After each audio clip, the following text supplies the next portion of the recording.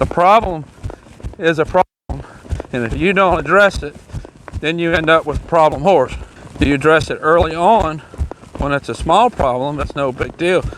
So when you have little issues with your horse, address those little issues while they are little issues before they become big issues and you end up creating a problem horse. I got a couple of things going on with her that I need to work on. Kind of in general, she wants to do things when it's her idea. She doesn't want to do things when it's my idea. It's kind of the general thing we're working on. I have a back girth on her today. She's been ridden with the back girth, but not recently. So we'll see how she behaves with that. Also, I have a different bit on her today. I had been riding her in a snaffle bit. Today I have my low port grazing bit on. If you want to see more about the bits and the tack that I ride with, if you're watching on YouTube, there are links in the video description to a lot of the tack that I ride with, the bits and some of the other tack. And there's a link to this bit in there also, so you can see what bit I'm riding her with. I've been riding her in a snaffle bit. She needs to be working towards a shank bit. So you're going to see her kind of fuss about this bit. I have had this bit on her before, but she's not really broke to it yet. And that goes back to the main issue that I'm working with, is she wants to do things when it's her idea. So this bit kind of gives me a little bit more edge to ask her to do certain things with her body that she doesn't really want to do, because she wants to be not necessarily a little lazy, because even when she's trying to get out of work, she puts effort into it. It's not really lazy, it's that she just wants to do what she wants to do and not what I'm telling her to do. So the purpose of this bit is to give me a little bit of an edge so that she has to do what I want to do and not just totally ignore the bit like she does sometimes with the snaffle bit. This bit is going to do a better job of asking her to break at the pole, bring her chin in, which she all knows how to do with snaffle bit. She will do it, but she wants to do it when she wants to do it at the level of difficulty that she wants to do it. So she's got to learn to do things when I ask, at the level of effort that I ask her to put into it. Right now, I'm not really asking for that much effort. We're just walking and giving. Walking and give to the bit.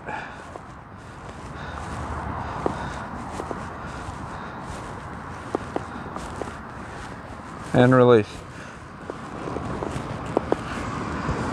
Just giving to the bit and then pushing right back on my hands is not enough. She needs to give to the bit, and she needs to hold that release off of my hands for at least a couple of seconds.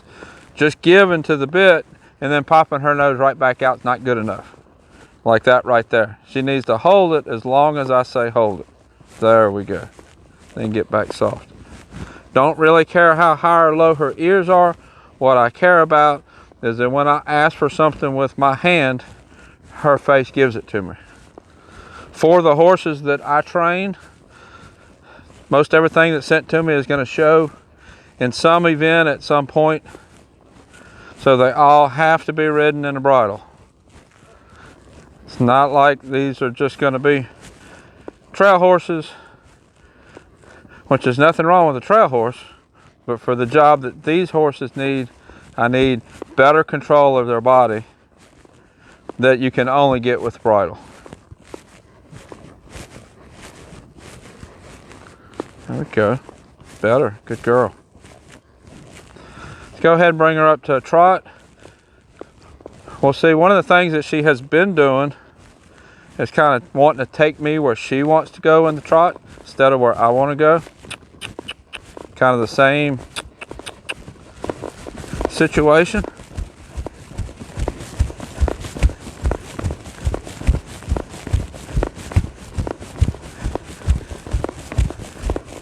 Need a little bit more forward, a little more effort right there. She's kind of balking it going. What I'm going to do, she balked it going. What I'm going to do is pull her head to the side. I'm going to bump on them with my spurs. Bump, bump, bump, bump, bump, bump, bump. And then go forward. So right there when I asked her to go forward, I felt her body tense up and say no.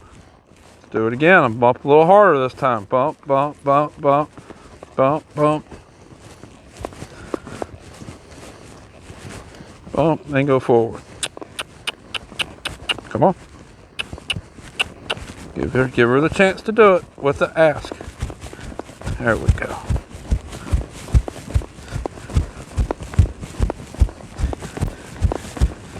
I had somebody message me just yesterday. Actually, I've had a couple people message with this same question. I can't get my horse to go forward. What do I do? Well, one of the problems with not just going forward, but anything you ask your horse to do, you need to address that issue if they're not doing it before it becomes a problem. The problem is a problem, and if you don't address it, then you end up with a problem horse. You address it early on when it's a small problem, it's no big deal. Just like this horse telling me no, getting her body stiff and planting her feet hard in the ground. I'm sure you probably couldn't see that in the video, but her body felt like I was sitting on a log, a stump. It wasn't going to move. So when you have little issues with your horse, address those little issues while they are little issues before they become big issues and you end up creating a problem horse. All problem horses are man-made. It's a problem that a person has put in there. And most of the time, it's not really the rider's fault. They didn't intentionally put the problem in there. It was with their lack of knowledge. They might not even realize that what the horse was doing was going to become a problem. I think it's kind of funny that when we're getting old enough to get our driver's license, we take driver's ed and learn how to drive, and then we get a driver's license. But when people get horses, you get a horse, create a problem, and then work on fixing the problem.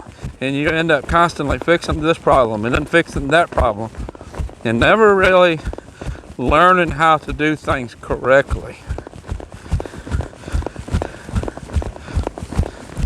There's no one method that's correct. There are a lot of trainers out there that do a lot of things in a lot of different ways. One is not wrong and one is not right. They're just different ways of getting the same thing done. But you need to fix your problem in whatever style works for your horse before it becomes a problem. And now I have this horse trotting. We're trotting around, straight line, circles. I am steady telling her something with my hands, pointing her nose. If she looks off one direction, I'm going to straighten her nose. Tell her, I want you to go over here. I want you to make a circle, bend to the right. Squeeze forward with my legs while I ask her to bend to the right. I'll apply a little bit of spur if I need to, but it's mostly riding forward with my seat, sending her forward with my seat, little squeeze with my legs to steer, right there, a little left spur right there, because she poked that shoulder out. A little bit better trot going on here. This horse has a much better attitude about going forward. That's been the main thing that I've been working on with this horse. Go forward and steer. Go forward and steer. Doesn't have to be hard work, but you need to go forward and steer. And she gives me a little bit of resistance, a little bit of, well, I don't want to go over there, or I don't want to steer. I'm going to address that while it's a little issue before it becomes a big issue. It's actually, I've had this horse a little bit and it came to me with some big issues. And I've worked through those big issues, but once in a while she will still kind of flash back and give me an issue, see if she can get out of doing something. My rain is drying out pretty good today. Should be able to drag it this afternoon. Get a little bit more riding done.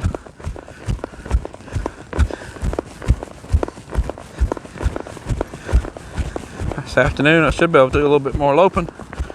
Right now, before I drag it, we're just good with walk and trot.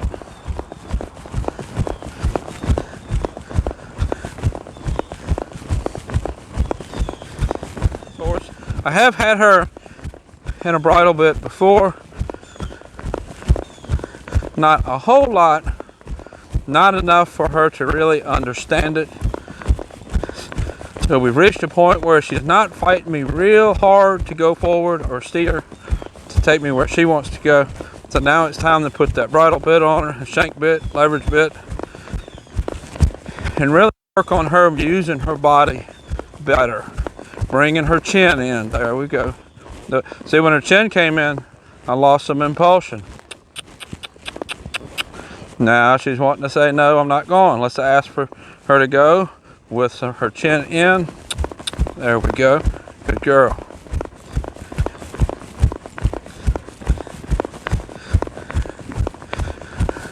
She has been in a snaffle bit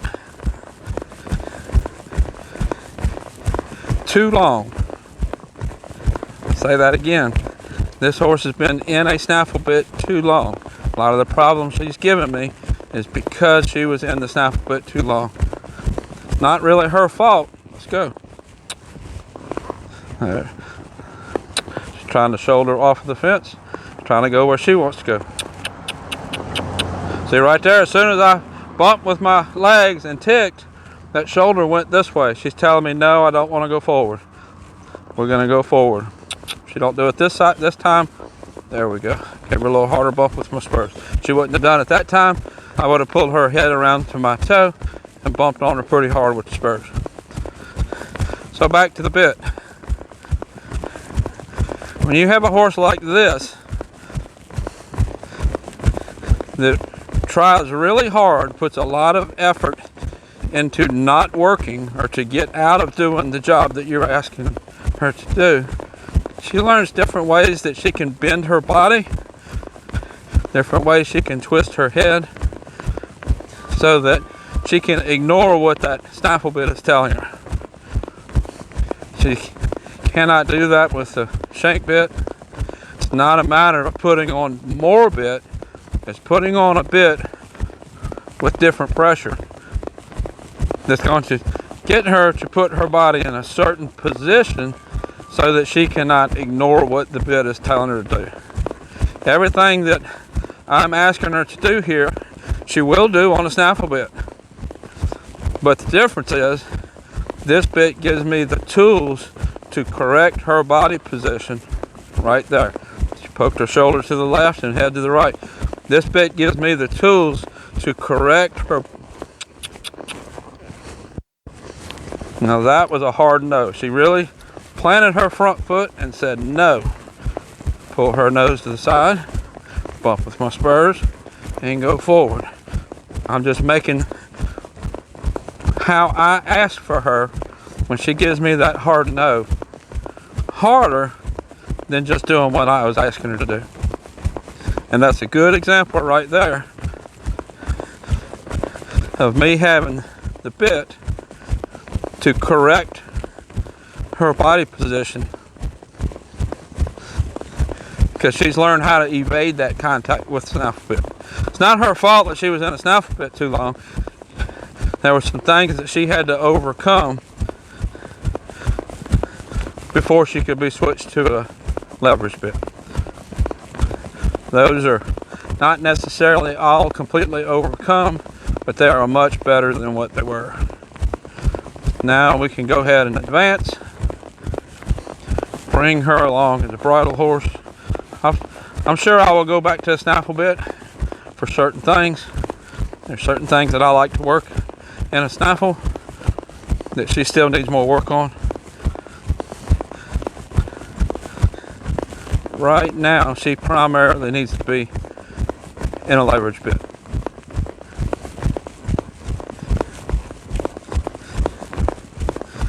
Tilting her nose to the right, poking her shoulder to the left, pick up my left hand, bump up my left spur.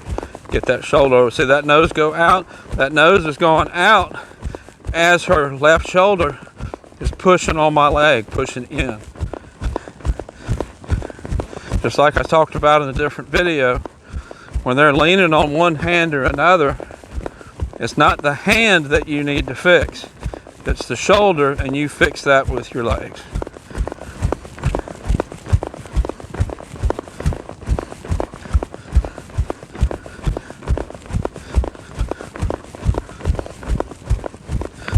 I don't remember if I said what horse this was when I got on. This is Bug. I'll put a link up top to some of the other videos that I did with her. I've done a few. She has been a pretty good challenge, but she is turning out to be a pretty nice horse. But she still is headstrong. But in the end, I'm going to take that headstrong and put it in a positive direction. And she's going to end up being a very nice horse. Until next time, thank you for watching.